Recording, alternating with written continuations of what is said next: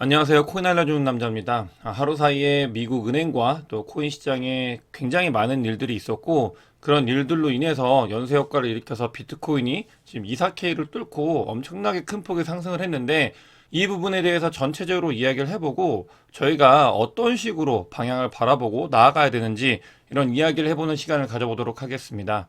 먼저 비트코인 CVD 자료인데요. 지금 보시면은 뭐 하루 사이에 22K에 있던 비트코인이 24K를 뚫고 그 위로 향하고 있는 모습을 볼 수 있습니다. 그러면서 지금 매수벽이 새롭게 형성된 모습을 볼 수 있고요. 이 매수벽 같은 경우는 23.5K에 있는 모습이고, 실제로 22K에서 지금 요 사이 여기서 엄청나게 많은 거래량이 일어나면서 이 부분을 뚫고 올라간 모습을 특징으로 확인할 수 있고요.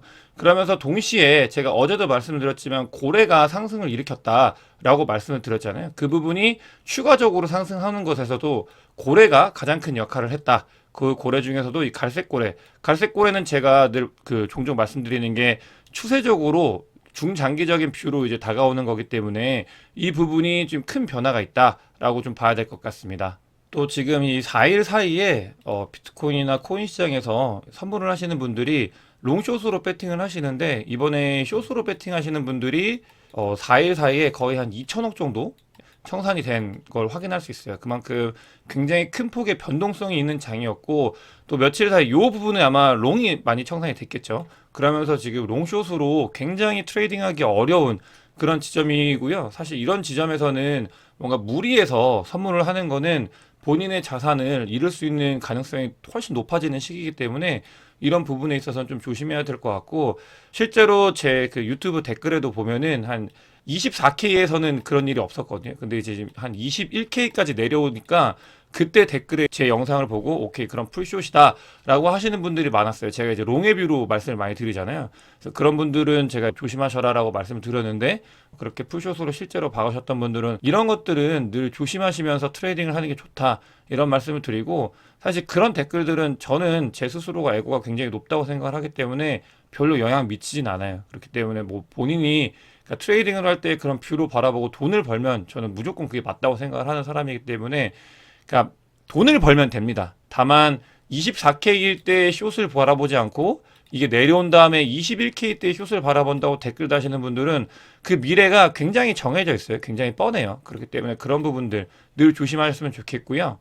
어제 이렇게 큰 변동성을 만든 거는 사실 바이든의 연설이 가장 큰 영향을 미쳤습니다. 이 바이든 대통령 같은 경우는 그러니까 실버게이트 및 그다음에 이제 실리콘밸리 뱅크 이런 은행들의 이슈가 굉장히 커지다 보니까 이 부분에 있어서 바로 이제 급하게 연설을 하게 됐는데요. 가장 중요한 내용으로는 뭐냐면, 첫 번째로는 2008년도의 실패를 반복하지 않겠다.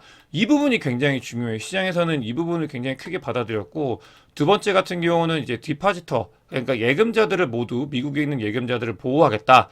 세 번째로는 세금으로 그런 일을 뭐 만들어 구제하는 일은 없을 거다. 이런 식의 이야기를 했는데, 이 이야기를 종합해 보면은 이게 납세자도 보호를 하고요. 예금자도 보호를 하고, 2008년도에 은행이 상업은행들이 무너지는 거에 대한 이제 학습을 했기 때문에 그 부분을 이제 다시 반복하지 않겠다.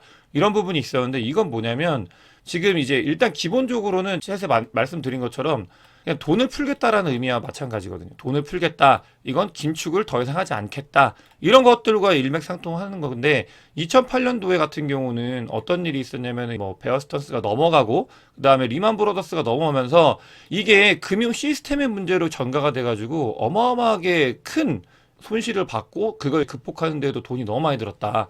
이런 부분들을 학습을 한 부분인데, 여러분들께서도 잘 아셔야 되는 게 인플레이션보다 중요한 건 사실 더 위의 개념이 금융 시스템의 붕괴를 막는 게 더 중요한 개념으로 가지고 있습니다. 그렇기 때문에 이런 부분들은 금융 시스템의 붕괴를 좌시하지 않겠다. 즉 필요한 부분에 돈을 풀겠다. 이게 긴축 때문에 이런 일들이 발생을 하는 거거든요. 미국 채권 때문에 발생하는 일들인데, 그렇기 때문에 이런 부분들이 이제 시장에 영향을 줬고요. 그렇기 때문에 그런 것들이 지금 단기적으로 시장에서 이제 환호를 했다. 이렇게 봐주시면 좋을 것 같습니다.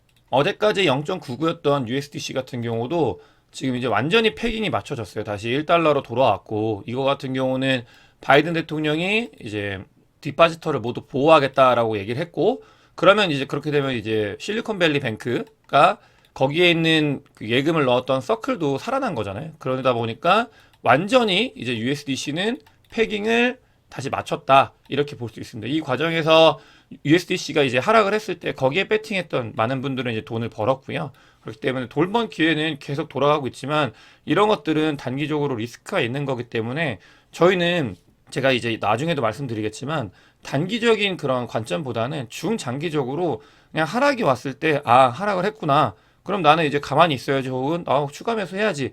이런 식으로 중장기적으로 가는 게 저희가 수명도 그렇고 이게 되게 목이 타고 답답해지거든요. 단기적으로 이렇게 트레이딩을 하면. 그런 것들도 그렇고 중장기적으로 봤을 때 결국은 그게 돈을 벌어요. 그런 것들을 제가 늘 말씀을 드리고 강조를 하는데 뭐 이번 사태에서도 그런 것들이 다시 여실히 드러났다라고 볼 수 있을 것 같습니다. 사실 지금 그러면서도 리스크가 아직 산지하고 있는 게 뭐냐면 그러니까 바이든 대통령이 이런 얘기를 했어요. 2008년도에 그 실패를 다시 경험하지 않겠다 하면서 디파지터를 보호하겠다. 근데 뱅킹을 은행에 투자한 투자자들을 보호하는 건 아니거든요. 근데 2008년도에는 은행이 무너지고 나서 은행 자체를 살리려고 여기에 공적 자금을 투입을 해가지고 은행을 살렸습니다. 근데 그러면서 이 은행에 투자한 사람들도 같이 살았거든요. 그런 게 아니라 그러니까 은행을 살리는 게 아니라 거기에 있는 그 예금자들을 살린다라고 얘기를 하면서 개인을 살리겠다 이런 얘기를 하면서 지금 그런 이 말은 뭐냐면 은행은 죽을 수도 있다 이렇게 얘기를 하는 그런 거였거든요. 그렇기 때문에 그런 것들이 이제 나오면서 실제로 그러니까 은행은 죽을 수도 있나 이런 것들이 시장에서 이제 반영이 되면서 크레딧 스위스 같은 경우는 저번 영상에 제가 말씀드렸는데 한번 그러니까 거의 7조 원 가까이 손실을 봤다고 했잖아요. 근데 추가로 손실을 받고 이런 것들이 지금 은행의 CDS거든요. 이거는 부도 수합이라고 하는데 그러니까 은행이 부도날 확률이 늘어나면은 이게 올라요. 근데 그런 것들이 지금 미국 은행들이 다 대폭 상승을 하고 있습니다. 지금 엄청나게 상승을 했고 또 어제 주식을 보면은 은행주들이 엄청나게 하락을 했어요. 그런 것들이 바이든이 은행에 투자한 투자자들을 살려주진 않겠다 이렇게 얘기를 했기 때문에 이런 일이 발생을 하고 있다 하고 보고 있고 근데 저는 개인적으로 이게 가능한 건지는 잘 모르겠어요. 왜냐면은 은행 자체가 무너지게 되면 그 뒤에 있는 은행이 이제 또 서로 다 복잡계이기 때문에 연결이 돼 있거든요.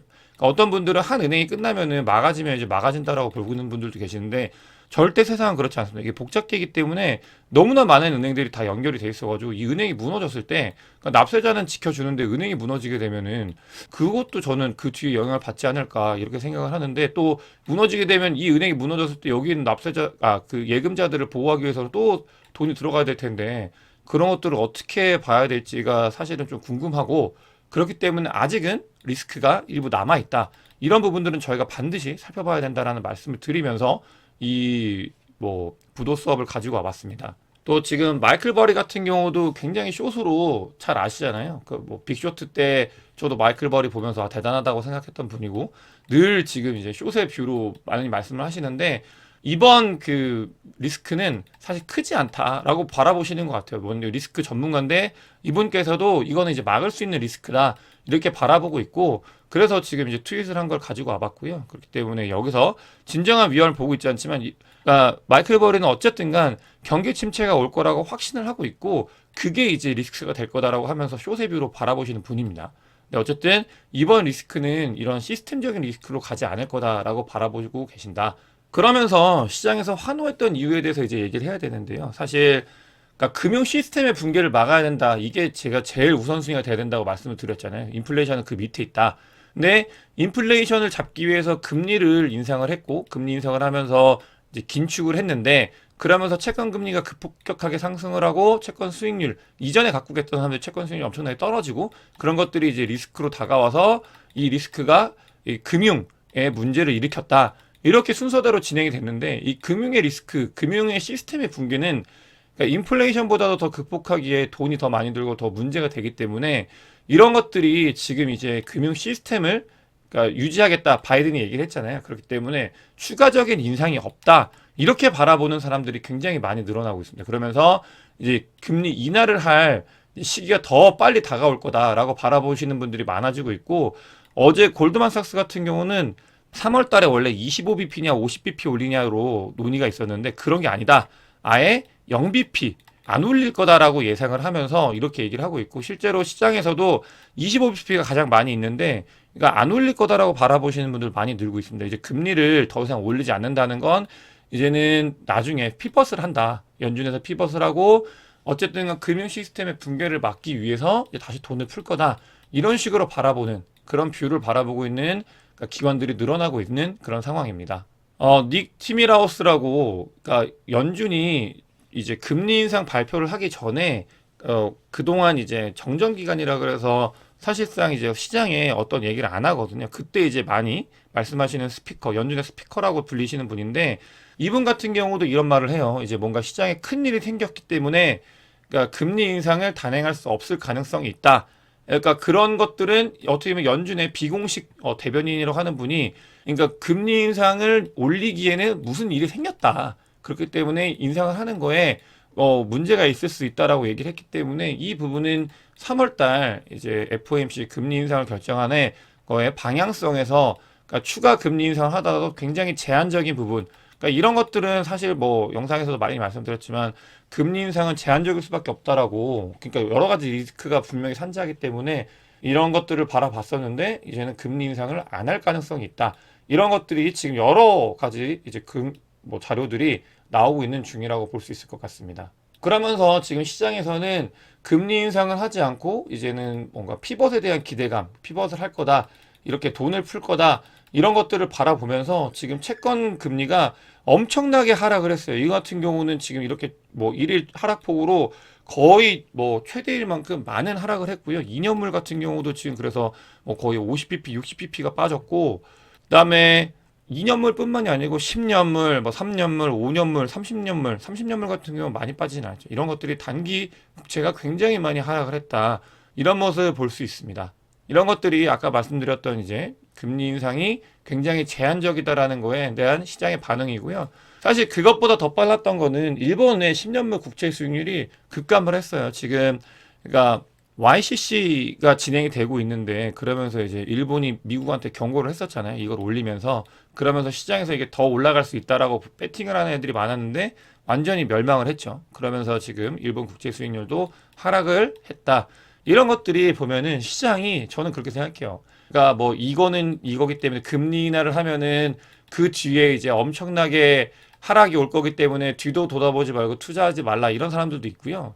근데 투자의 대가들 중에는 그러니까 뭐 코스탈리니 같은 경우는 금리 인하라면 돈 싸들고 뭐 집문서 땅문서 다 팔고 주식 사라라고 얘기를 하는 사람들도 있거든요. 근데 코스탈리니가 제가 봤을 때는 위에서 말하는 그냥 유튜브 전문가들보다는 훨씬 더 전문가라고 생각하는데 다양하잖아요, 뷰가. 너무나 다양해요, 사실. 이게 복잡계 투자 세상에서 더 많이 복잡해지고 있고 그런 곳에서 그냥 단순히 이랬기 때문에 이렇게 된다. 라고 얘기하는 거는 사실 너무 어려운 부분인 것 같습니다. 저 같은 경우도 그렇기 때문에 비트코인 가격도 단순히 뭐 반감기이기 때문에 오른다 이런 게 아니라 수많은 그 근거를 보면서 저는 이제 롱의 뷰로 바라보고 있는 거고 뭐 이분들 같은 경우도 수많은 뷰로 본다고 얘기를 하니까 그런 것들이 있겠지만 어쨌든 본인의 생각을 정립하는 게 전 중요하다고 생각을 해요. 이 너무나 복잡한 세상이고 단순히 바라보는 자료를 가지고도 그러니까 그걸 해석을 어떻게 하냐에 따라서 정반대의 결과가 나올 수 있기 때문에 여러분들께서도 저도 마찬가지고 그런 것들을 본인의 이런 뷰로 전략을 잘 세우는 게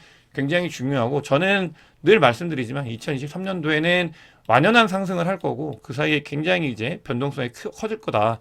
그렇기 때문에 1년 동안 모아가는 좋은 시기가 될 거고 2024년도, 5년도에는 틀림없이 이제 상승이 올 거다. 저는 이건 확신합니다. 2024년도 말에는 그러니까 그냥 뭐 이런 경제적이고 제가 온체인 데이터 이런 게 아니라 미국 대선이 있어요. 그렇기 때문에 저는 이 부분을 좀 개인적으로는 그러니까 그런 걸 믿고 있는 그런 뷰이기 때문에 여러분들께서도 그런 것들을 잘 세우는 게 중요하다라는 말씀을 좀 드리고 싶고 또 코인 시장 같은 경우는 어제 이런 바이든의 연설 이후에 이외에도 지금 짱펑자오가 지금 한 1조 정도의 규모를 가지고 지금 이제 암호화폐 보호 기금을 마련하겠다고 하면서 지금 이걸 뭐 이더리움과 비트코인 그다음에 이제 BNB를 사겠다라고 얘기를 해가지고 이런 것들도 호재예요. 1조는 굉장히 큰 돈이기 때문에 이걸 매수하겠다라고 얘기를 했고 지금 부분적으로 계속 매수를 해나가고 있는 상태입니다. 이런 것들이 시장에 돈이 들어오고 있는 모습이고요. 이런 것들을 호재를 반영을 하고 있고 개인적으로 어제 좀 많이 좋았는데